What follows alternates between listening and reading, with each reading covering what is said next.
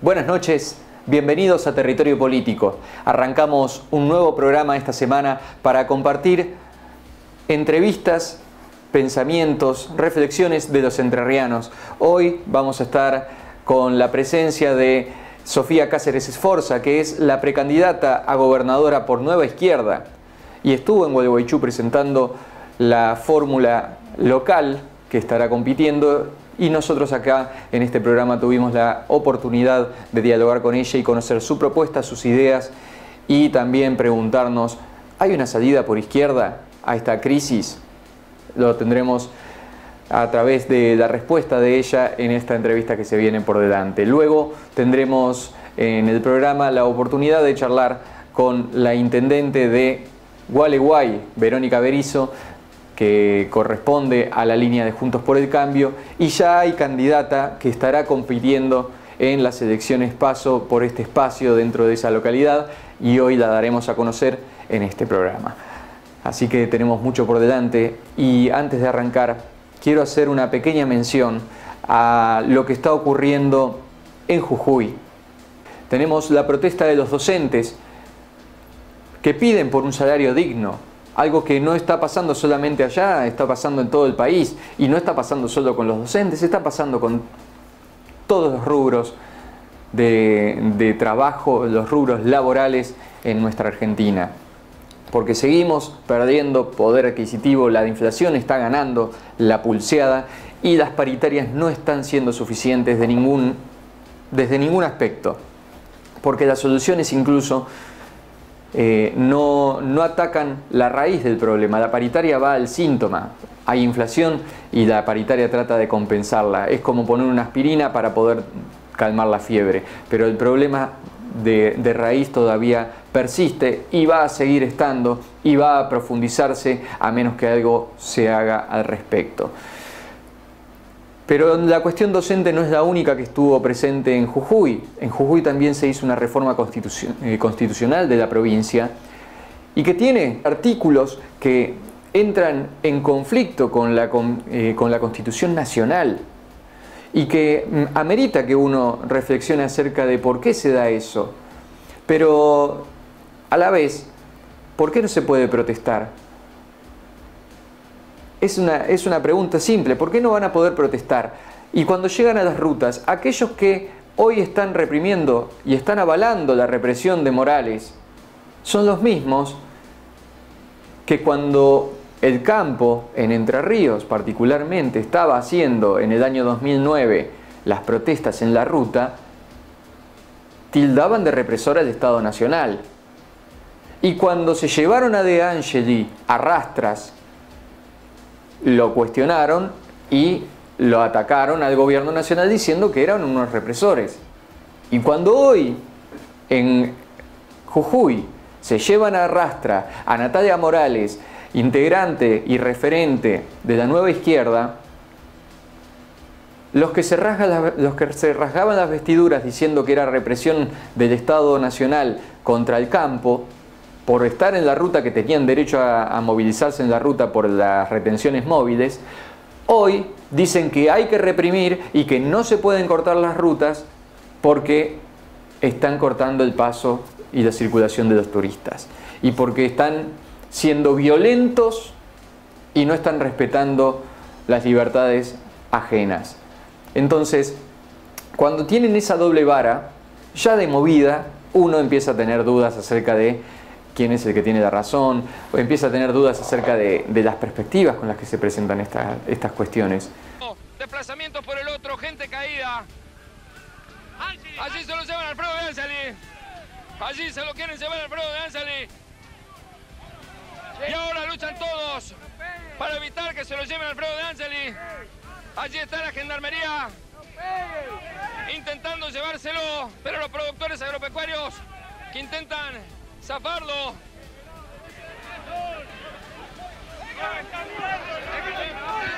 Aquí están pidiendo que lo liberen, que lo dejen. Está siendo detenido Alfredo. Miren lo que está ocurriendo acá, cómo es arrastrada salvajemente. Una mujer es arrastrada salvajemente. No. Ruta nacional, ¿escucharon?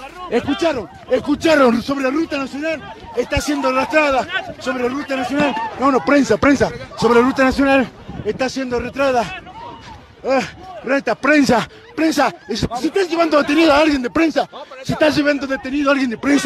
no puede ser esto que ocurra, salvaje, resistimos acá, se están llevando, atacan a la prensa en Jujuy, atacan a la prensa nacional en Jujuy, fíjense esto. Bueno, no golpeen con los escudos, no seas cobarde. Sacate eso, vení. Dale, atacan a la prensa aquí. Atacan a la prensa, fíjense. Bueno, ahí está otra mujer más. Es arrastrada, literalmente. Es arrastrada y conducida al móvil. A esto está ocurriendo en Jujuy. Urgente, desesperante lo que está ocurriendo en Jujuy. Así está pasando. Pero también, cuando desde el Estado Nacional o desde el Frente de Todos cuestionan a Gerardo Morales y cuestionan la reforma constitucional que se hizo allá, siendo también partícipes de esa reforma, porque el Partido Justicialista de Jujuy fue parte, avaló y dio vía libre y permitió avanzar esa reforma constitucional. Por lo tanto, ¿qué tan ajenos son a eso que se logró llevar adelante allá? ¿Qué tan ajenos son a aquello frente a lo cual se está protestando? Nos espera un gran programa en el día de hoy, así que los invito a quedarse, a escuchar las voces de los referentes que hoy tendrán posibilidad de hablar con nosotros, y ustedes podrán comentar, podrán compartirlo, porque estamos no solo en el canal de la AET, sino que también estamos a través de YouTube en Roel Producciones. Pausa y ya volvemos.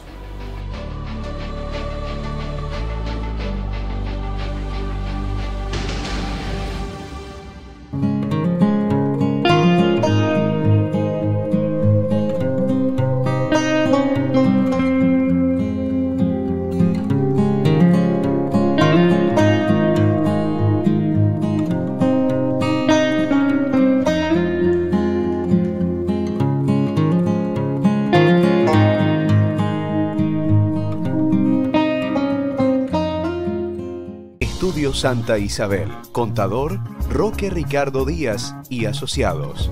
1 de mayo 145, Gualeguaychú. Estudio Santa Isabel. Río Uruguay Seguros pone el seguro al alcance de tu mano con Rus Móvil. Ahora podés circular por todo el país mostrando tu póliza desde tu celular.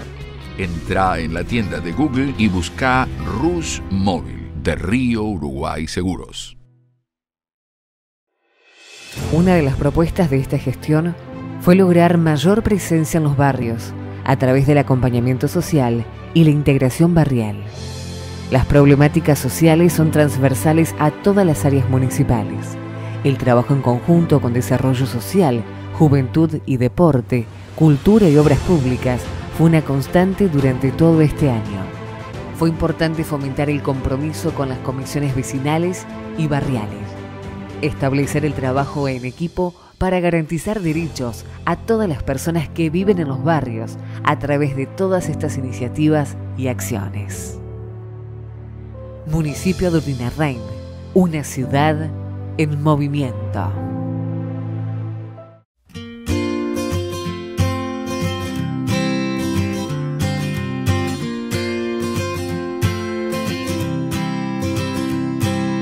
La obra tiene una extensión total de 2.100 metros que van desde la Rotonda Artigas hasta Avenida 2 de Abril.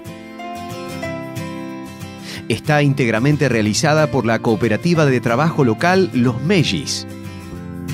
Todas las baldosas y cordonetas que integran el paseo fueron producidas por la fábrica municipal cooperativa FAMUCO.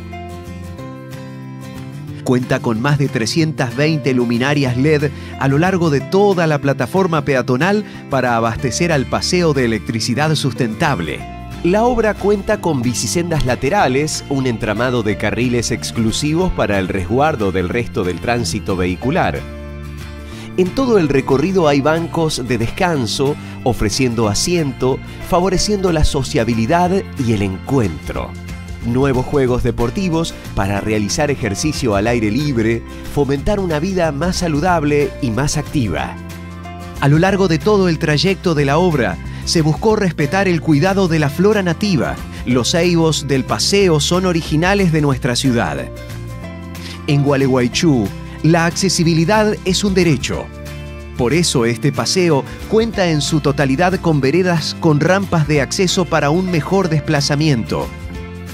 Gualeguaychú, la ciudad, sos vos. Architect diseña ideas, concreta proyectos y ejecuta obras. Architect, solidez, confianza y trayectoria para lograr que los grandes y pequeños sueños sean realidad.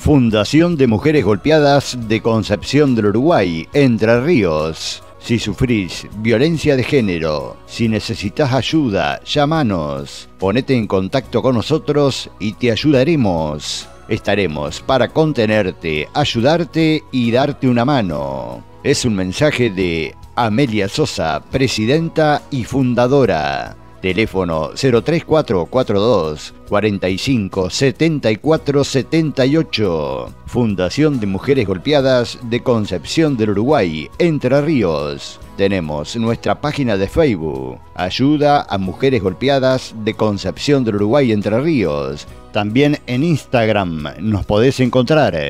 Te esperamos.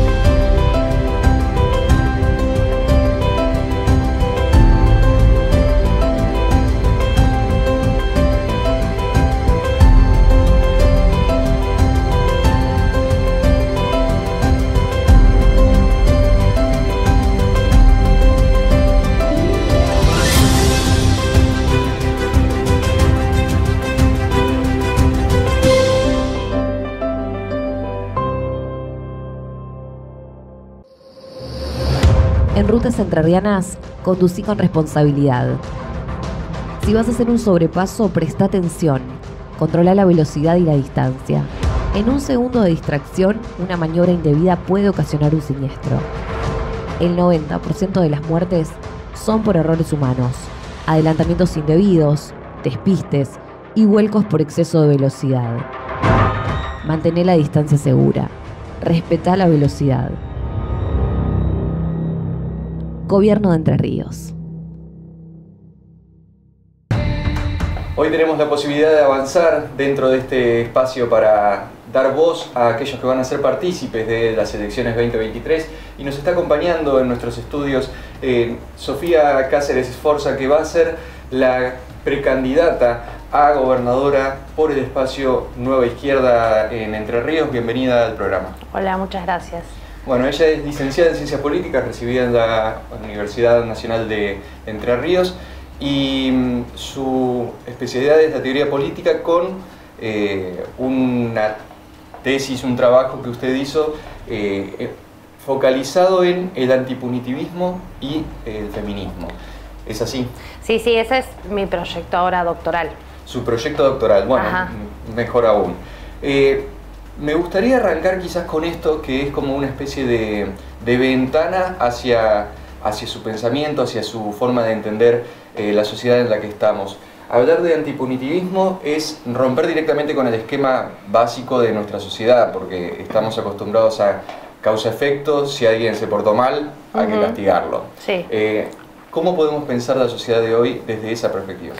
Bueno, ahí particularmente me parece que es interesante y es un poco la perspectiva desde donde se trabaja por lo general, que sobre todo el giro punitivo que se llama, ¿no?, que es esta profundización de la lógica del castigo, tiene que ver sobre todo con una forma de Estado, ¿no?, que a partir de la profundización del modelo neoliberal, es decir, de la peor crisis, digamos, ¿no?, del capitalismo, tiene de alguna manera una profundización, ¿no?, en esa forma de castigo, en esa profundización del poder represivo del Estado, ¿no? Es decir, en un contexto donde los estados se empiezan a retraer, pero no en términos, ¿no?, de que dejan de existir, sino que tienen cada vez menos posibilidad de intervención por la intervención que sí hay profunda de los organismos internacionales, de las multinacionales, de las empresas y demás.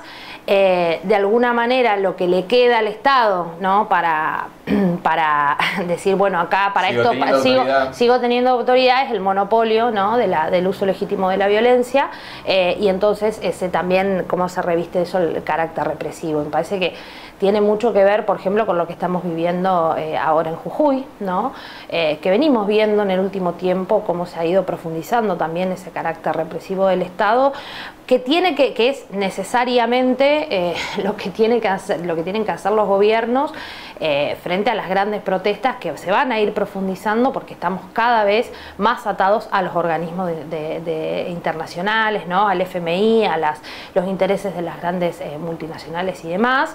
Incluso en momentos donde parecía que el Estado iba a estar de alguna manera, entre comillas, fortalecido, como fue el principio de la pandemia, con un gobierno que recién asumía, etcétera, etcétera, todo lo que se propuso en campaña no se hizo.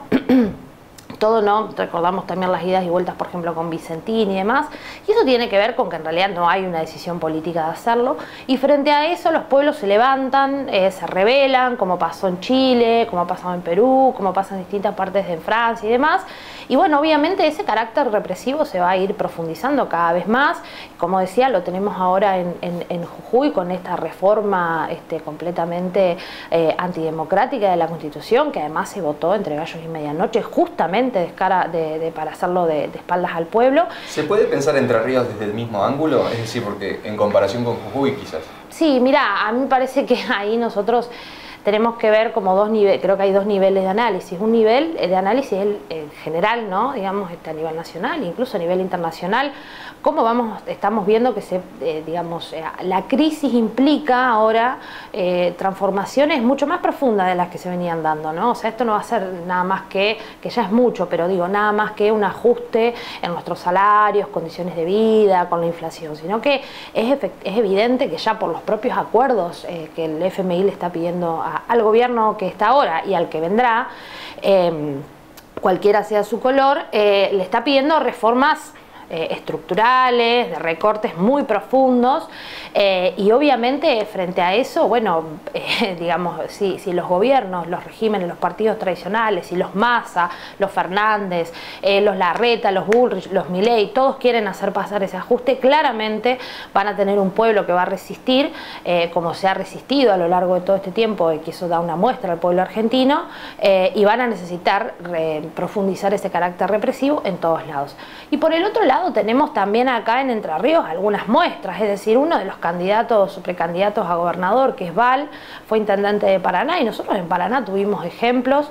Primero, ha habido una privatización del espacio público que es tremenda, o sea, en Paraná uno no puede, no sé, sentarse en una esquina a volantear cualquier cosa. De hecho, nos pasó una vez en una asamblea del movimiento feminista que estábamos organizando en 8M, y la policía vino a querer sacarnos de la plaza porque no podíamos estar tanto tiempo ahí.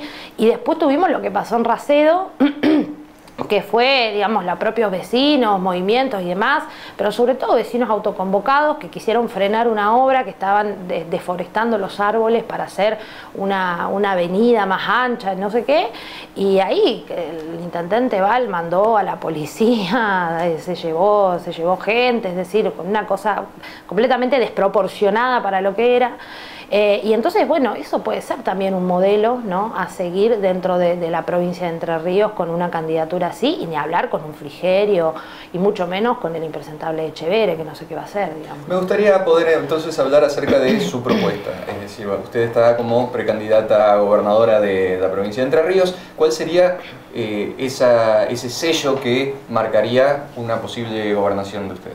Bueno, nosotros desde la izquierda venimos siempre diciendo lo mismo, es decir, siempre estamos del mismo lado y el mismo lado de la vereda, que tiene que ver con que ya todos han gobernado, ¿no?, es decir, de todos los colores, y han gobernado siempre de espaldas al pueblo trabajador y siempre en favor de los grupos concentrados, de los empresarios, del FMI, de ciertos sectores, ¿no? Y nosotros decimos que nosotros venimos a proponer que gobernemos de una vez por todas los trabajadores, digamos, ¿no? Los que trabajamos día a día, los que tenemos que trabajar para llegar a fin de mes, porque no tenemos cuota ni salarios de funcionario y demás. Y justamente siempre nuestro perfil nuestros primeros proyectos son donde estamos, ¿no?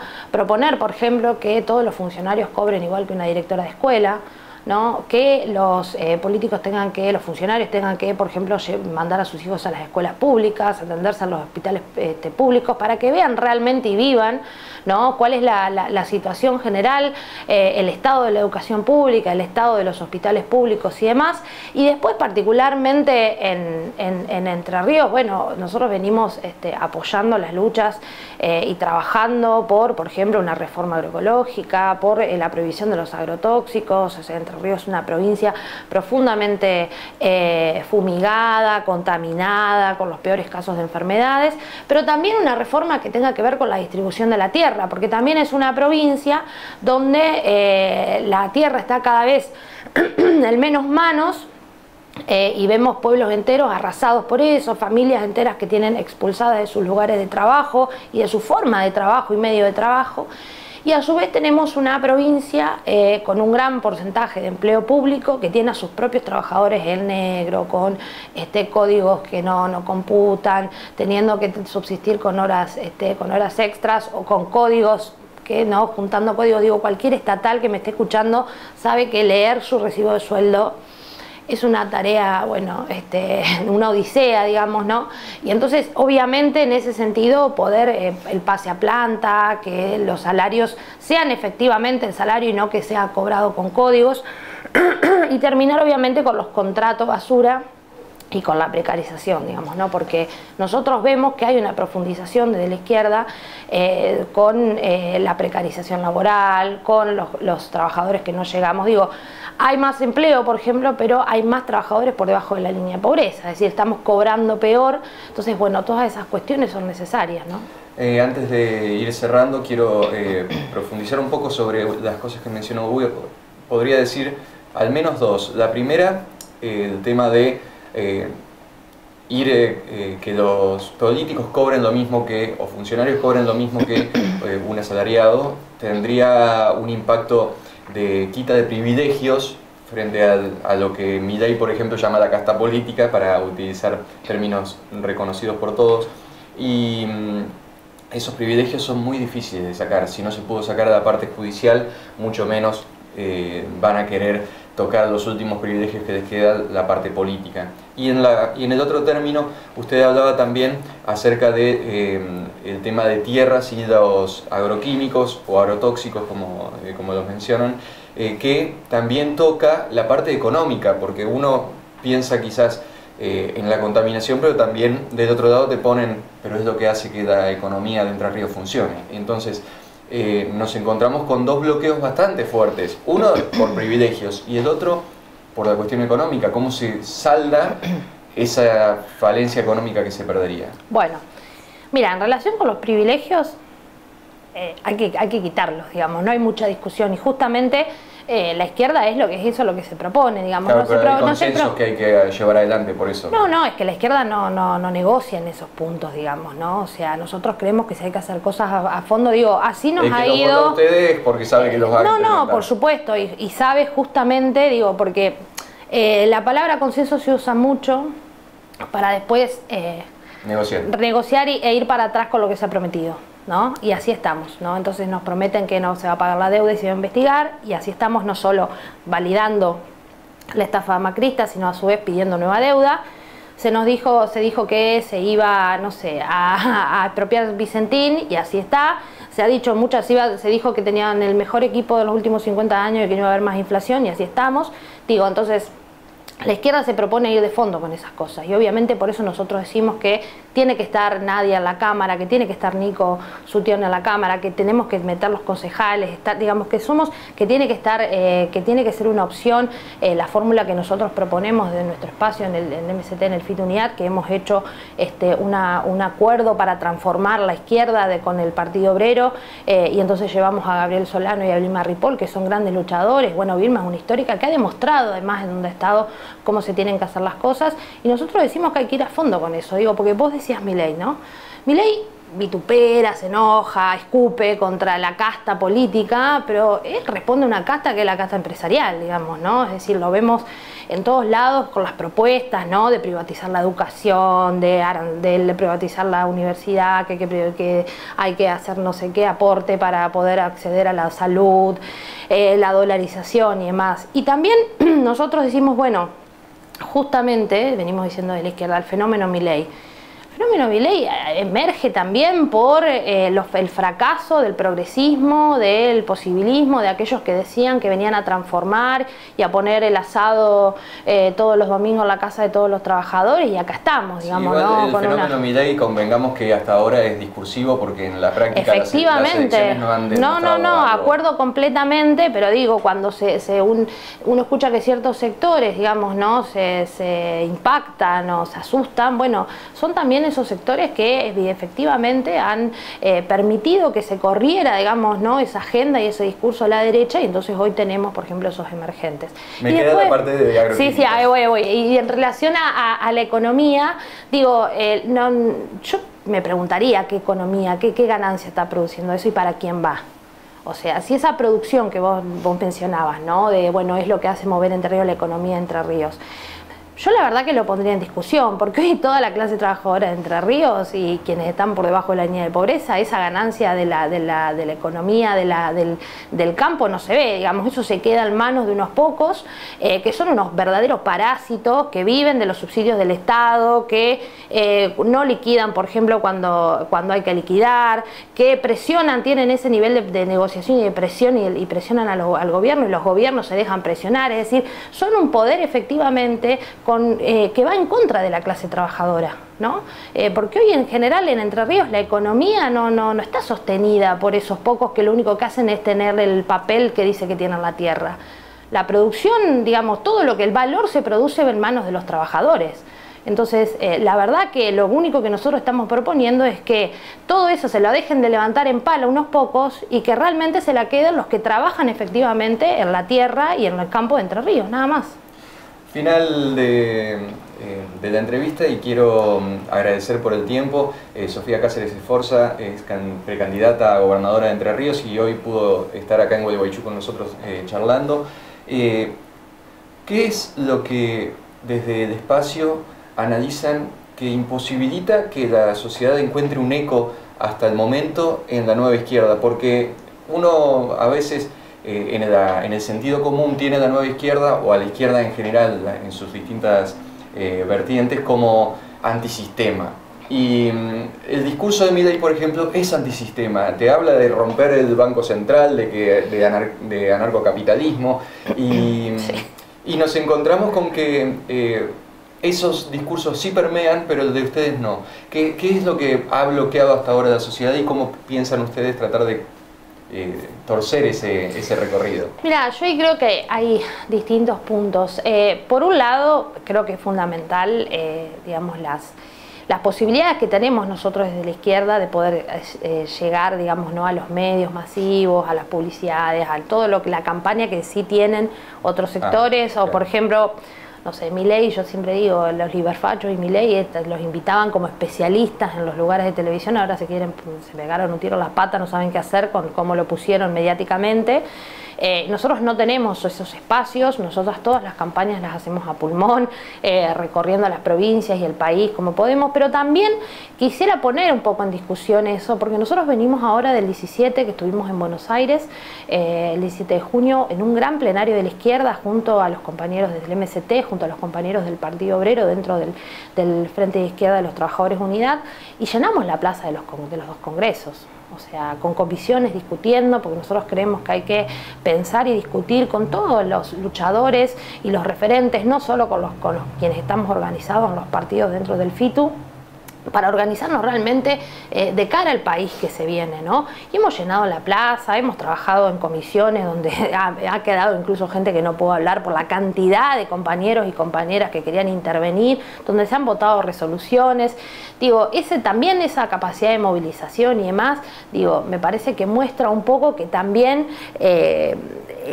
cuando efectivamente la izquierda, ¿no?, decide organizarse para pensar efectivamente cómo dirigir y trabajar con los compañeros de todo el movimiento de trabajadores, de los luchadores, de los movimientos sociales, piqueteros y demás, bueno, salen grandes cosas, ¿no? Entonces me parece que ese es el camino que nosotros estamos transitando también. Un placer haber compartido esta charla. No, bueno, gracias a vos.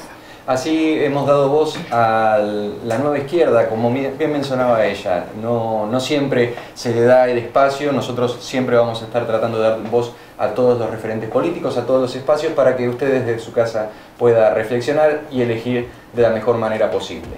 Hasta dentro de un ratito, porque tenemos una pausa y ya volvemos.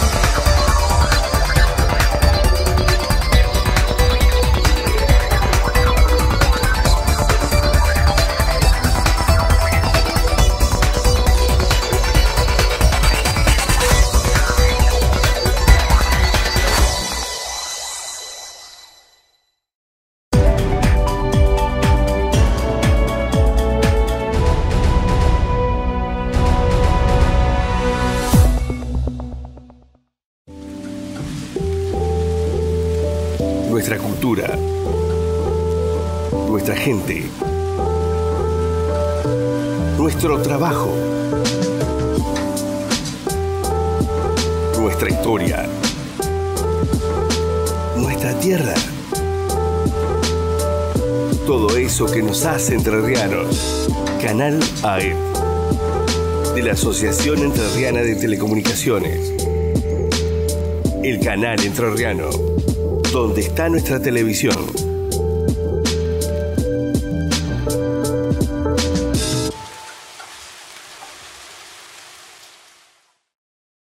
Hoy en Territorio Político vamos a estar visitando la ciudad de Gualeguay y nos está recibiendo la intendente Verónica Berizo de Juntos por el Cambio. Gracias por este tiempo, por este espacio y bueno, vamos a charlar un poco de gestión y lo que queda de esta gestión por delante. No, gracias a vos y bueno, un saludo muy grande a toda la audiencia del programa.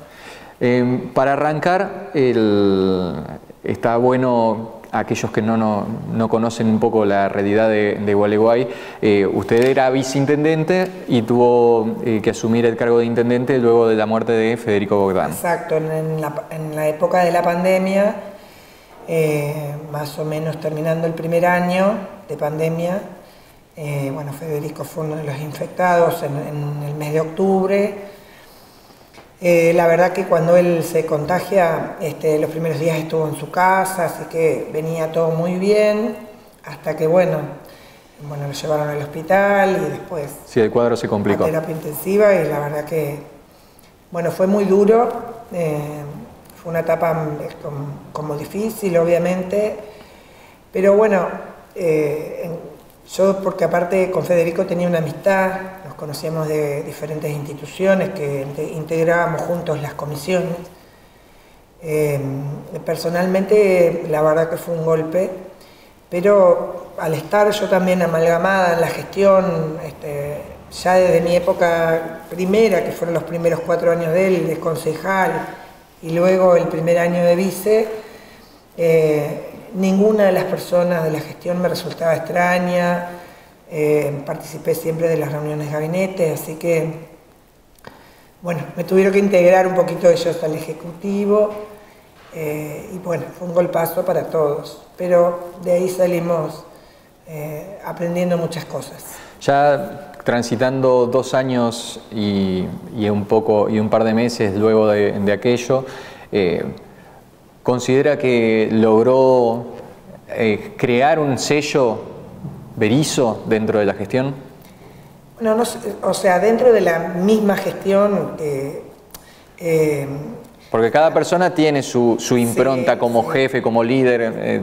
¿Cree usted que logró eso? Tenía una cuestión que no pasaba tan desapercibido en ningún lugar y yo más bien soy lo opuesto. Perfil bajo. Eso me distingue, creo. Y bueno, a él le tocó también la época más dura económicamente, entonces todo lo que se hizo en Gualeguay en estos primeros 4 años de él fue a través de la gestión con el gobierno nacional y provincial, y nosotros por ahí en esta etapa, porque para mí son el mismo gobierno con 2 etapas, por ahí con una municipalidad mucho más ordenada, pudimos encarar obras... Un contexto un poco más tranquilo en lo que fue la cuestión sanitaria y todo eso. Sí, ya cuando pasando la pandemia todo se normalizó bastante, así que bueno, pudimos encarar obras desde la gestión y bueno, hoy estamos muy ordenados económicamente, que eso, bueno, para el futuro permite planificar otras cosas. La cuestión de infraestructura dentro de las ciudades, uno, si visita distintas localidades de Entre Ríos, encuentra una realidad bastante parecida, que es un gran déficit de lo que es la infraestructura básica, que son quizás las calles, las veredas, alcantarillado, desagües, esas cuestiones. ¿Cómo la están llevando ustedes? ¿Cómo palean el problema que yo creo que ningún arca municipal está en condiciones de renovar todo eso, pero debería establecerse una especie de plan de acción que muchas veces está en discurso, pero en la práctica es más difícil de hacerlo? Yo creo que nosotros traemos 2 déficits, uno de arrastrado de mucho tiempo y otro que un poco produjo la pandemia al venirse mucha gente de la capital, de Buenos Aires, a vivir al interior. Creo que nos ha pasado un poco a todas las ciudades. Los lotes que más se venden son los que están en la zona de chacras. Bueno, esto produce... una extensión de la ciudad. Exacto.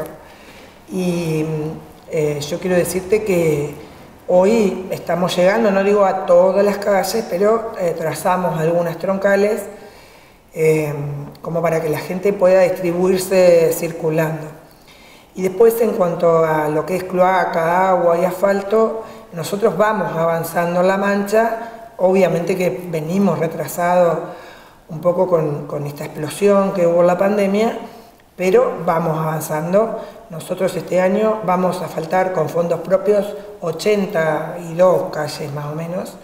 El año pasado hicimos 50 y creemos que si tuviéramos la posibilidad de gobernar el año que viene, estaríamos duplicando la cantidad de este año, que eso es muy, muy bueno. O sea, lo que quedaría entre las arterias o la circulación principal en Gualeguay, los 4 cuarteles, y quedaría más del 95% ya asfaltado.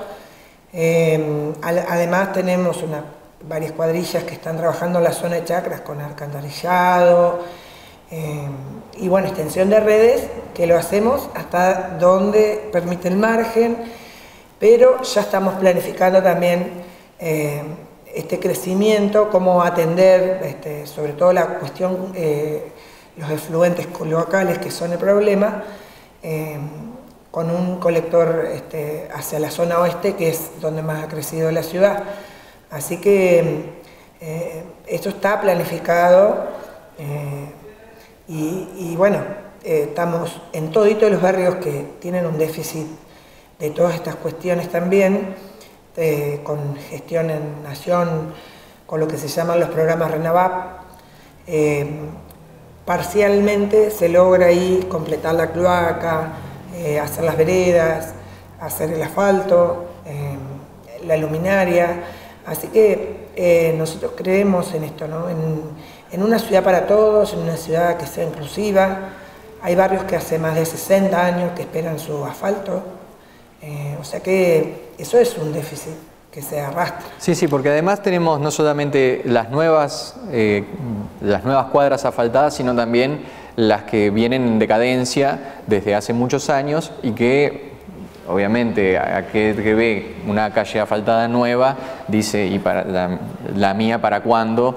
¿Cómo se va eso? Las prioridades, cómo establecerlas es difícil. Bueno, nos pasa eso en las redes o algo cuando publicamos que se está faltando una calle, son más la gente enojada que la gente contenta. Sí, sí. Pero bueno, nosotros al avanzar con el centro histórico, que es la semipeatonal, en eso, ¿tienen un orden de cómo establecer eso o van de acuerdo al momento? No, todo está estudiado.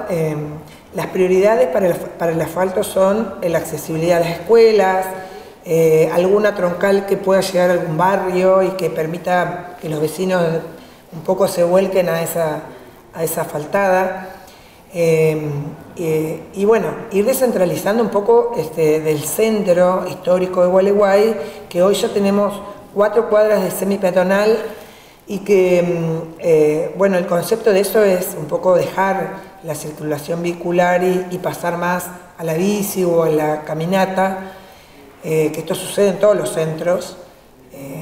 Entonces el auto ya empieza a esquivar un poco esa zona, entonces estudiando esas circulaciones que vamos planificando las vías de entrada y de salida a toda la ciudad. Menciona tránsito y me voy a focalizar en eso, pasando al nuevo tema que tiene que ver con la seguridad vial, la educación vial, y una de las cuestiones que en distintas localidades uno ve que hay un grave problema con uso de casco que no pasa, respeto a las normas de tránsito, accidentes fuertes que se dan por falta de ese tipo de controles. ¿Cómo podrían decir que ha evolucionado, para bien o para mal, en Gualeguay, que Gualeguay se caracteriza en cierta manera por esas falencias? ¿Y qué es lo que pasa que no se puede arreglar eso? ¿Por qué no evoluciona? Bueno, en la cuestión tránsito realmente es un problema que necesita del Estado, pero también necesita de la sociedad y su propia conciencia, ¿no? Porque Gualeguay es, creo, la única ciudad de Entre Ríos donde se ha hecho una marcha contra el uso del casco, que es una cosa increíble, ¿no? ¿Cómo yo me voy a poder negar a usar algo que me está cuidando? Pero bueno, nosotros avanzamos de todos modos, aumentando el valor de las multas, que estaban muy económicas. Por ejemplo, cuando me tocó asumir a mí, el valor de no usar casco estaba a 100 pesos la multa, una cosa bastante irrisoria. Entonces, bueno, pusimos multas más duras. Si bien no se logra que de 10 motos, nosotros un poco analizamos esto, el 100% usen el casco, y ya vemos que 5 están usándolo, pero hay que reforzar un poco, y creemos que el lugar para hacerlo son las escuelas. Las escuelas, porque entendemos que por ahí en niñez y adolescencia son nuestros niños los que llevan este mensaje a la casa, ¿no? O por ahí le piden al papá que use el casco porque al entender cuáles son las consecuencias. Así que creo que la prevención es un poco lo que nos está faltando reforzar, pero bueno, uno va atajando un poco los penales con estas cuestiones, y bueno, yo digo, empezar ahí en sí, la además escuela, son trabajos también a largo plazo, eso hay que tenerlo en cuenta. Empezar en la escuela para mí es fundamental porque es un mensaje que se propaga en todas las direcciones, digamos, así que es un poco donde tenemos que apuntar.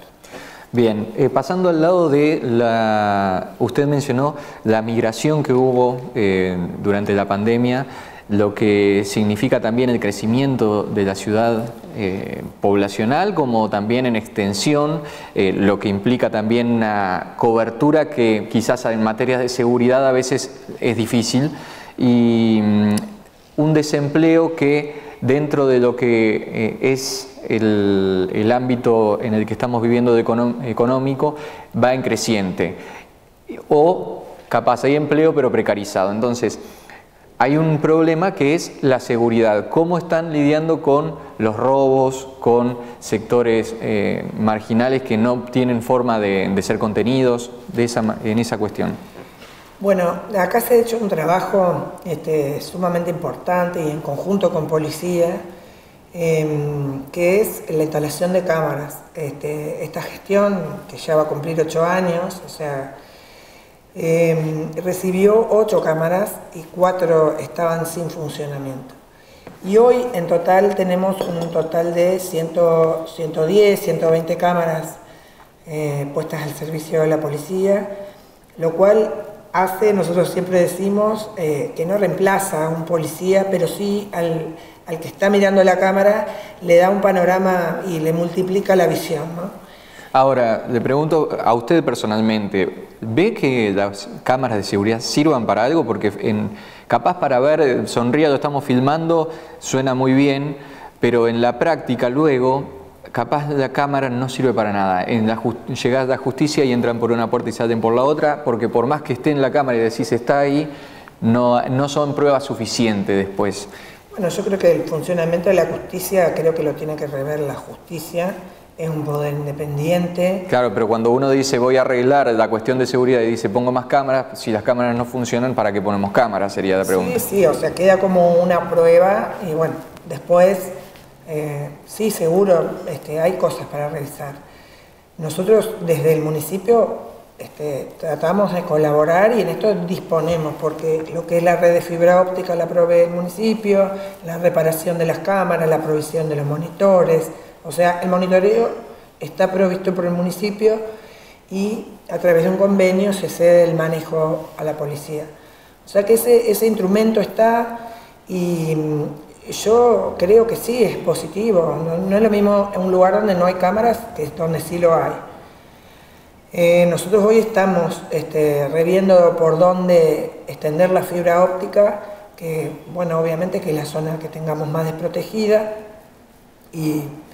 y además hoy necesitamos para toda la zona, tenemos como un corredor que se armó intuitivamente, creo, por los empresarios, que es la zona de venta de agroquímicos. Hay una zona un poco que se instalan maquinarias o acopio de diferentes cosas, que creemos que ahí es necesario proveer la fibra óptica o de seguridad también, ¿no? La luminaria también es importante. Vi luminaria LED que están poniendo. ¿Qué tan avanzado está la renovación de luminarias en la ciudad? Nosotros venimos lento porque a partir de que me toca asumir a mí, hemos charlado con ENERSA y bueno, dejamos un poco ahí estipulado que sobre los postes de ENERSA ya no poner un poco el bracito ese que nos facilitaba bastante. Así que hoy estamos fabricando nosotros las columnas y poniendo las LED. Pero las LED ya las tenemos todas compradas, o sea que a medida que vamos avanzando haciendo las columnas, ya se van ubicando las LED. Bueno, más trabajo para las ciudades. Nosotros tenemos alrededor de 1800 LED, más o menos, que es algo importante para Gualeguay. En materia salud, ¿cómo, pasada la pandemia, cómo consideran ustedes que está el sistema sanitario en la ciudad? ¿Es acorde? ¿Está muy retrasado? ¿Hay personal suficiente para lo que es la ciudad y el crecimiento que ha tenido también? Creo que... Ya no es un pueblo, es un Gualeguay, sí, como era en otra época. El nivel crítico de salud me parece que es a nivel mundial, te diría. Esto yo lo venimos charlando y los médicos tienen como... han quedado agotados y bueno, cuesta un poco el sistema público, donde por ahí reciben alguna violencia, ¿no? Y bueno, también hasta los sueldos, te diría. En ese marco un poco estamos nosotros, tratando de auxiliar un poco al hospital, que bueno, que está con las guardias, pediatría, toda la parte de quirófano, la terapia, y nosotros tratando de descentralizar un poco, que creo que es un poco lo que se va a venir, ¿no? Sacar un poco los consultorios y esta cuestión de la parte más hospitalaria, que por ahí trabajan otro tipo de problemáticas. Y bueno, creo que va a terminar siendo así porque Gualeguay, como vos decís, necesita ejes... ir cubriendo esa zona, sí. Exacto, ir cubriendo... O sea que piensan en hacer centros de atención primaria, como... Y seguramente porque, ya te digo, es insuficiente llegar a un consultorio donde se está atendiendo un accidente, por ejemplo. No corresponde tener las dos cuestiones resolviéndolas en el mismo lugar. Entonces, bueno, será un planteo seguramente para el futuro, ir complejizando un poco y determinando esto, porque, y aparte del hospital, que, bueno, termina siendo hasta chico, porque nosotros atendemos Victoria, Galarza, Mansilla, Carbó, y La Roque, no sé, queda ahí en el medio, no sé si no terminan un poco viniendo para acá, toda la parte de Ceibas no, pero más acá sí, Médanos, les queda más cerca Gualeguay. Entonces, ahí también creo que a nivel provincial hay que hacer un poco, empezar a ver las áreas de influencia de los hospitales y determinarlas un poquito mejor. A veces no, Carbó, por ejemplo, corresponde a Gualeguaychú, pero si tienen que viajar a atenderse, les queda 80 kilómetros. Sí, convengamos que también ahí la provincia tendría que poner un poco más el ojo en cuestiones que son, como bien menciona, las cuestiones hospitalarias corresponden a provincia. Y si uno ve los hospitales, parece ser que hay un mantenimiento, la política es el mantenimiento cuando todo lo demás está creciendo y se está complejizando. Entonces, las municipalidades han tenido que salir, como pasa en Gualeguaychú, que se han multiplicado los centros de atención primaria, descongestionando desde la ciudad lo que corresponde a provincia. Aunque en Gualeguaychú justo hay 2 CAPs que son provinciales. Yo creo que hay que ver el modelo de gestión, que uno lo ve en otras provincias, por ejemplo, los municipios tienen a cargo la salud. Y bueno, hay que ver cuánto peso hay en el arca municipal también para afrontar eso, porque si se desliga la provincia, ¿cómo lo afrontan? Tiene que ser con fondos. Ahí la salud pasaría a tener los regímenes un poco de compras del municipio y se termina haciendo más eficiente, ¿no? Pero bueno, hay que analizarlo. Yo digo, ningún problema está resuelto el 100% con una cosa o con otra, o a ver cómo se puede amalgamar un sistema con el otro, tratando de que esto funcione mejor. Y sobre todo creo, porque el que estudia medicina realmente invierte mucho tiempo de su vida, son 15 años, y bueno, la verdad que los sueldos son malos. Esto a nivel general, quiero decirlo, por conocimiento de cómo trabajan y todas las urgencias que cubren, Y bueno, hoy creo que tenemos que sustentar a los médicos, ¿no? Médicos, enfermeros, todo el sistema, ¿no? Sí, sobre todo después de que se llenaron la boca durante la pandemia. Exacto. Promediando la charla, estamos ya en lo que es el trayecto final de esta gestión y con posibilidad de una renovación, pero eso es lo que vamos a estar hablando ahora. Me gustaría saber qué objetivos tiene para lo que queda del año, qué le gustaría dejar como legado y cómo va viendo el panorama electoral.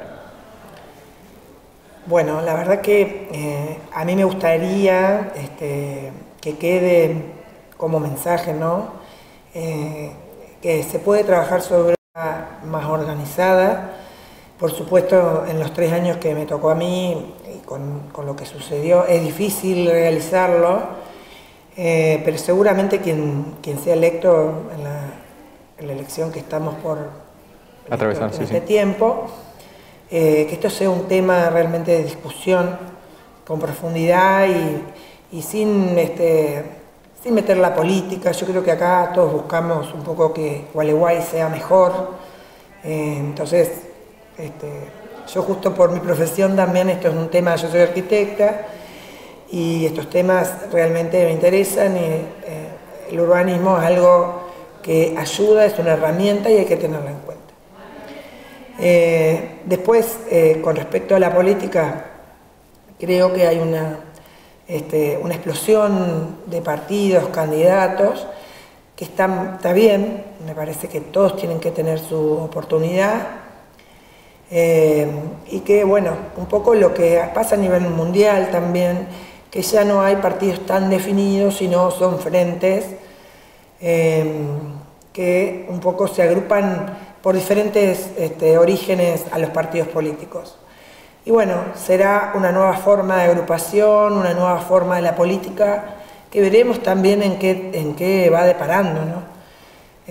Ojalá que sea para bien, ojalá que contenga a todos, porque para mí es el fin de la política, gobernar para todos. Vale la pena preguntar, estamos ya cerrando candidaturas, estamos a pocos días. ¿Dónde se ve usted y quién ve liderando el espacio? Bueno, yo seguramente ya te habrás dado cuenta que en la candidata no voy a ser yo, no te voy a confirmar quién, porque todavía no está emitido a los medios. ¿Por qué no va a ser usted primero? Porque nosotros tenemos una forma de determinarlo, que es el trabajo en grupo, esto que incluir a todos los sectores y tomar la decisión en conjunto. Si bien los números a mí me dan bastante bien, esto es una decisión grupal. ¿Ya está tomada la decisión detrás de bambalinas? Todo. Decirte que en el mejor lugar que se considere también desde el grupo, es ahí donde yo estaré, y si no tengo que estar también, creo que esto tiene que analizarse como una posibilidad. Yo creo que está bueno la rotación, ¿no? E inclusive volver al trabajo privado. No es algo malo, me parece que todos podemos colaborar desde algún lugar. La política tiene que empezar a tener una mirada buena, porque con la política se transforman cosas. Y esto tenemos que empujarlo todos. Hacia arriba, es decir, hacia la gobernación, ¿para qué candidato que se va perfilando ahora está su corazón? Bueno, nosotros apoyamos esta gestión, apoya a Rogelio Frigerio, bueno, con un montón de ideas, que yo no voy a adelantar nada, él un poco se irá contando. ¿Qué tienen fecha ya definida para saber? Porque dice en cualquier momento, ¿cuándo? Y bueno, creo que mañana ya estamos lanzando todo, así que llegué un día antes. Sí, bueno, esta semana, viste lo que es, como una convulsión. Si me permite, esto va a ser emitido directamente el día viernes. Es decir que, si me puedo adelantar, ya nos queda. No, van a restar. Pero no se va a saber, hasta el viernes no se sabe. Bueno, es otra mujer la bien, que va a encabezar la lista acá en Gualeguay, así que bueno, bien, digamos, las mujeres acá cuando siempre charlábamos esto con Federico, ¿no? Tenemos una preponderancia y creo que él, como primera cabeza de esta gestión, realmente nos ha dado un lugar importante sin tener la ley de género. Y bueno, después que me tocó hacerme cargo a mí, la que próxima venga, si Dios quiere, sale electa, realmente nos ha tocado probarnos y creo que hemos dejado un buen legado para las que siguen también, abriendo el camino. Muchísimas gracias por todo este tiempo. Gracias. Verónica Berizo, intendente de Gualeguay, ha estado con nosotros en Territorio Político. Bueno, Dora es la candidata que más mide en nuestro grupo. Es la hermana del anterior intendente. Y bueno, hoy es la secretaria de Desarrollo Social de la municipalidad, o sea, se quedó acompañándome. Y realmente se ha hecho un trabajo importante desde esa área, coordinando instituciones, ayudando en la pandemia, ayudando hoy con la situación. Así que es algo importante para nosotros como grupo.